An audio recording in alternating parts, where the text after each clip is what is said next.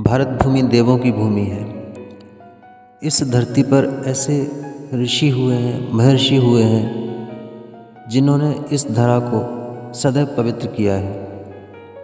इस भूमि पर एक ऐसे महर्षि हुए थे जो कि दीर्घायु हुए थे नहीं बल्कि हैं। मैं कहूँगा कि वो आज भी इस धरती पर हैं।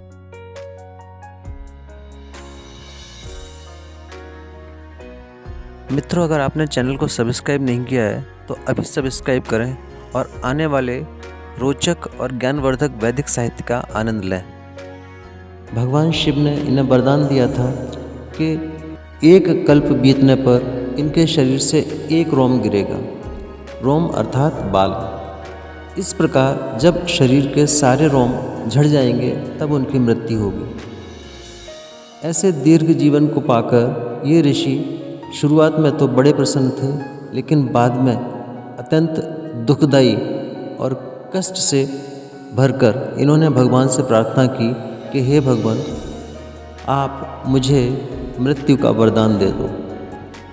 तब भगवान बोले कि हे महर्षि, अगर तुम ब्राह्मण और जल जो कि ब्रह्म स्वरूप हैं, इन दोनों का अपमान करो तो तुम्हारी मृत्यु शीघ्र हो सकती है। महर्षि ने विचार किया कि ठीक है, वे वैसा ही करेंगे। मार्ग में महर्षि ने एक स्त्री को देखा जो कि अपने 2 बालकों को दुग्धपान करा रही थी। स्त्री पहले एक बालक को दुग्धपान कराती, फिर स्तन को धोकर दूसरे बालक को स्तनपान कराती। महर्षि ने उस स्त्री से पूछ लिया कि देवी, आप ऐसा क्यों करती हो? उस वक्त उस स्त्री ने उन्हें बताया कि ये जो 2 बालक हैं, एक ब्राह्मण की संतान है और दूसरी नीच जाति के पुरुष की है। स्त्री ने कहा कि ब्राह्मणत्व के सम्मान के लिए वह स्तन धोकर के उस ब्राह्मण बालक को दूध पिलाती थी। चूँकि उस दिन महर्षि ने ब्राह्मण के चरणों का जल नहीं लिया था, जो कि उनकी रोज़ की दिनचर्या थी, उन्होंने सोचा क्यों न मैं यहीं पर इस बालक के चरणों का जल लूँ।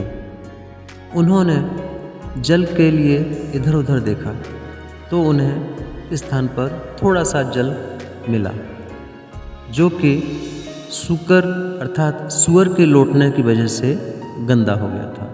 आसपास कहीं साफ स्वच्छ जल न होने के कारण उन्होंने उसी जल को अपनी अंजलि में लिया और ब्राह्मण बालक के चरणों से स्पर्श करके उसको ग्रहण किया और इस प्रकार ब्रह्म चरणामृत लेकर के अपना व्रत पूर्ण किया।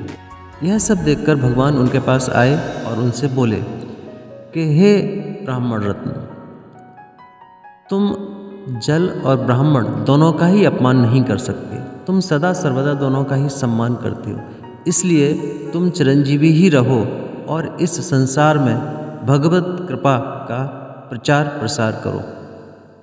ये महर्षि हैं महर्षि लोमश, जो चिरंजीवी हैं और आज भी इस धरातल पर विद्यमान हैं।